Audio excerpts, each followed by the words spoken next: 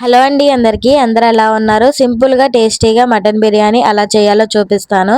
ముందుగానే శుభ్రం చేసుకున్న మటన్ లోకి పసుపు, కారం, రుచికి సరిపడినంత ఉప్పు, ఒక స్పూన్ ధనియాల పొడి, ఒక స్పూన్ గరం మసాలా, ఒక స్పూన్ బిర్యానీ మసాలా, ఒక కప్పు పెరుగు, ఒక నిమ్మకాయలో సగం తీసుకుని రసం వేసుకోవాలి. కొంచెం కొత్తిమీర, వీటినన్నిటిని బాగా కలిపేసుకోండి. నేను అల్లం వెల్లిపాయ పేస్ట్ వేయడం మర్చిపోయాను. తర్వాత అల్లం పేస్ట్ కూడా వేసుకుని బాగా కలిపేసి ఫ్రిడ్జ్ లో ఒక గంట లేదా గంటన్నర సేపు పెట్టేసుకోండి.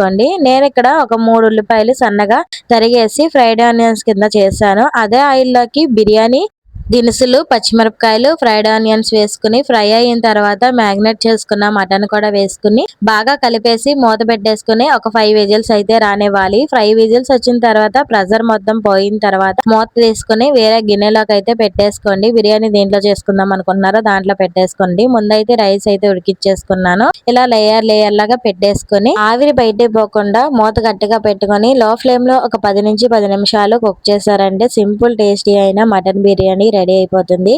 ఒక్కసారి ట్రై చేయండి. వీడియో నచ్చితే లైక్ చేయండి, షేర్ చేయండి, సబ్స్క్రైబ్ చేయండి. Thank you.